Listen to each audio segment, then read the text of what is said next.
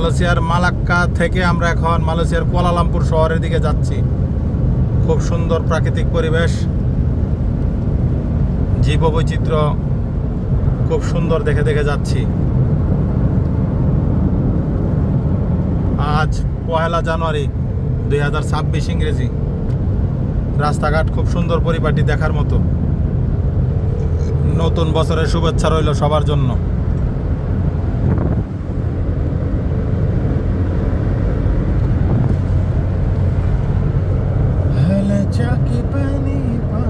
এগুলো আমাদের রাকিব ভাই, উনি গাড়ি ড্রাইভ করতেছে।